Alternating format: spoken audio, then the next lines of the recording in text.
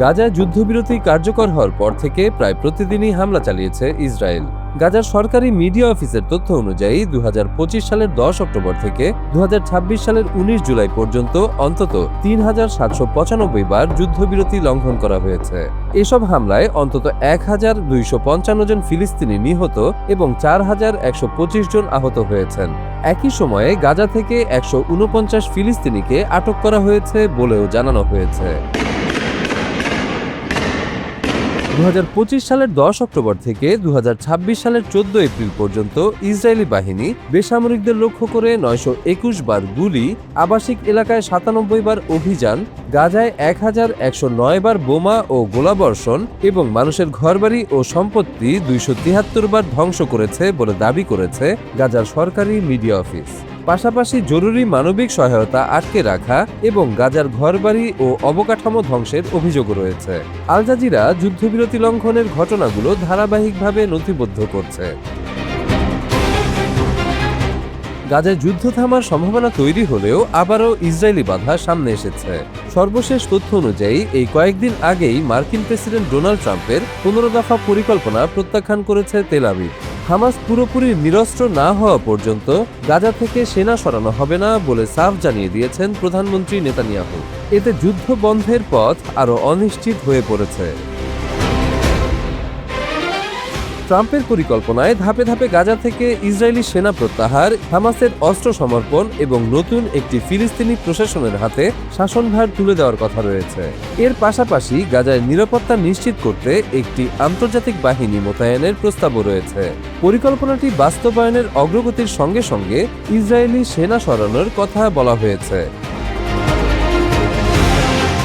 তবে নেতানিয়াহু বলছেন, শুধু নামমাত্র নিরস্ত্রীকরণে রাজি নয় ইসরায়েল, হামাসকে পুরোপুরি অস্ত্র ছাড়তে হবে।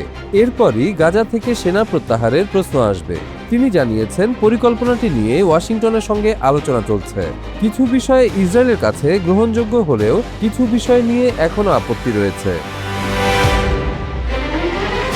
ট্রাম্পের 15 দফা পরিকল্পনাটি গত 30 জুলাই প্রস্তাব করে যুক্তরাষ্ট্রের নেতৃত্বাধীন বোর্ড অফ পিস।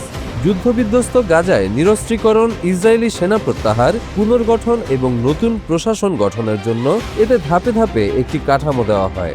জাতিসংঘ নিরাপত্তা পরিষদের একটি প্রস্তাবেও এই সংস্থাকে গাজা পরিকল্পনা বাস্তবায়নের দায়িত্ব দেওয়া হয়। কিন্তু পরিকল্পনার বাস্তবায়ন নিয়ে শুরু থেকেই বড় প্রশ্ন ছিল। হামাসের পক্ষ থেকে বলা হয়েছে, তাদের চুক্তির শর্ত মানার বিষয়টি নির্ভর করবে ইসরায়েল নিজেদের প্রতিশ্রুতি পালন করছে কিনা তার উপর। অন্যদিকে বোর্ড অফ পিস জানিয়েছে, হামাসের নিরস্ত্রীকরণ পুরোপুরি শেষ হওয়ার পরই গাজা থেকে ইসরায়েলি সেনা প্রত্যাহার করা হবে।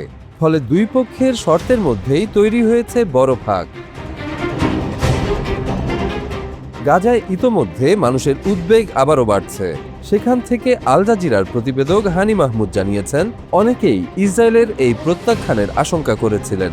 তবে পরিকল্পনাটি প্রত্যাখ্যাত হওয়ায় এখন অনিশ্চয়তা আরও বাড়ছে। সেনা প্রত্যাহার, হামাসের নিরস্ত্রীকরণ এবং আন্তর্জাতিক নিরাপত্তা বাহিনী মোতায়েন সবকিছুর সময়সূচি নতুন করে প্রশ্নের মুখে পড়েছে। ফিলিস্তিনি রাজনৈতিক বিশ্লেষক ও সাবেক আলোচক জেভিয়ার আবু ঈদ মনে করেন, শুরু থেকেই পরিকল্পনাগুলোতে ফিলিস্তিনিদের আত্মনিয়ন্ত্রণের অধিকারের চেয়ে ইসরায়েলের স্বার্থকে বেশি গুরুত্ব দেওয়া হয়েছে। তার মতে, ফিলিস্তিনিদের ন্যায় বিচারের বিষয়টি আলোচনায় খুব কমই আসে। নেতানিয়াহুর এই প্রত্যাখ্যানে ট্রাম্পও খুশি হবেন না বলে মনে করেন তিনি। ইসরায়েলি বিশ্লেষকদের মধ্যেও নেতানিয়াহুর সিদ্ধান্ত নিয়ে প্রশ্ন উঠেছে। সাবেক ইসরায়েলি কূটনীতিক অ্যালেন পিনকাসের মতে, আসন্ন নির্বাচনের হিসাব থেকেই নেতানিয়াহু এমন অবস্থান নিয়েছেন। অক্টোবরের নির্বাচনের আগে ডানপন্থী সমর্থকদের চাপ সামলাতেই তিনি গাজা যুদ্ধকে দীর্ঘায়িত করার পথে হাঁটছেন বলে মনে করেন পিনকাস। এখন সবচেয়ে বড় প্রশ্ন, ট্রাম্পের পরিকল্পনা কি নেতানিয়াহুর আপত্তি কাটিয়ে এগোতে পারবে? হামাসের নিরস্ত্রীকরণ, ইসরায়েলি সেনা প্রত্যাহার ও গাজার ভবিষ্যৎ প্রশাসন, প্রতিটি বিষয়েই রয়েছে বিরোধ। নেতানিয়াহুর কঠোর অবস্থানে যুদ্ধ শেষের যে সম্ভাবনা তৈরি হয়েছিল তা আবারও অনিশ্চয়তার মুখে পড়েছে। গাজার মানুষের জন্য তাই শান্তির অপেক্ষাটাও আরও দীর্ঘ হচ্ছে।